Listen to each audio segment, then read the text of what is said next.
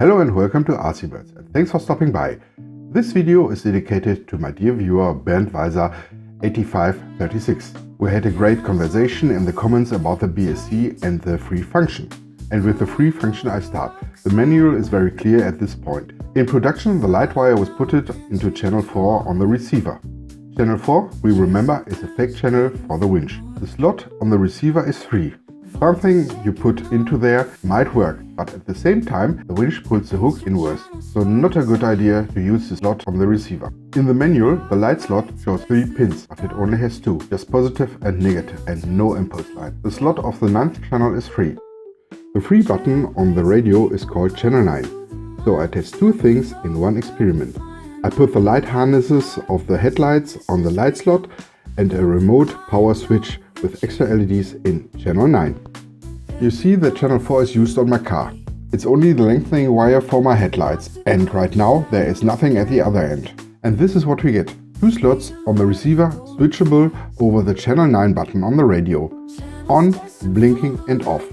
But keep in mind that only a 2-wire socket fits in the light slot. Channel 4 is still a good power supply, but please don't put something in which has an impulse line.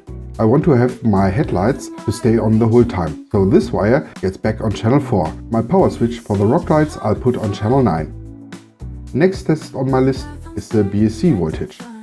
Ben says 7.4 volts. The manual clearly states 6 volts, so I use a free slot on the receiver to measure the voltage. Before I start, here's a warning notice. If you don't know how to measure electrics or electronics, please don't do it on your own. This is not a learning video. If you repeat it and do something wrong, you might damage your receiver or your electronics in your car. This can even backfire to your battery and end up in a battery fire. So please just watch and don't do what I do. I assume no responsibility or liability. My battery is charged up. I put a JR plug to the device. The wires are connected to the measuring pins and secured with caps, so there should be no short circuit.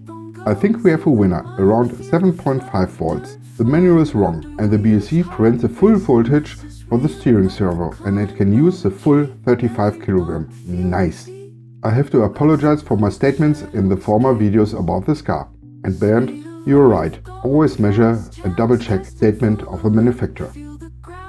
The next thing I want to do are the rock lights. For this I need 8 LEDs. These are cheap roof lights from the Jungle River. They come along with lighthouses, but these parts I don't need. In each set there are 4 lights, so I need a Y cable for all 8. The lights also have no impulse line on the wiring. I want to switch them, so I need an additional RC power switch. For the upgrade I also need cheap plastic LED holders, a body reamer, zip ties and a cutter. And this is everything. I first put the switch into the receiver, also the Y cable, and secure them. Oh, I forgot. Right before I start, I did a function test with the switch and the LEDs off-cam. So no bad surprises should occur after the installation. I marked all the points for the holes with a Sharpie.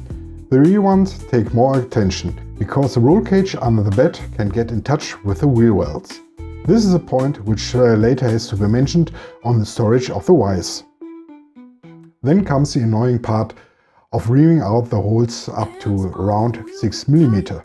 I recommend to do checks with the holders and the LEDs as soon as you get to that point.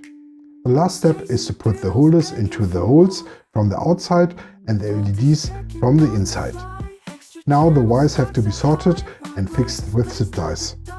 I also secure the LEDs with shoe glue, so no matter how rough the terrain is, they cannot rattle themselves free. Here's the result. I can switch the lights on and off and have the possibility of let them blink. Costs are around 30 bucks for the lights and the switch together, not talking about the LED holders and zip ties. Either you have these in your garage or get them for a little money. For sure you can use the light housings which are coming along with the sets, or even use rock light sets made for other crawlers. But this is my cheap and easy method.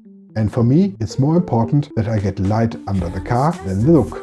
I thank you for watching. If you've got some questions or want to let me know what you think about this cheap and easy method, the comment section is yours. And as always, please like, share and subscribe. This really helped me out. See you soon on RC Birds.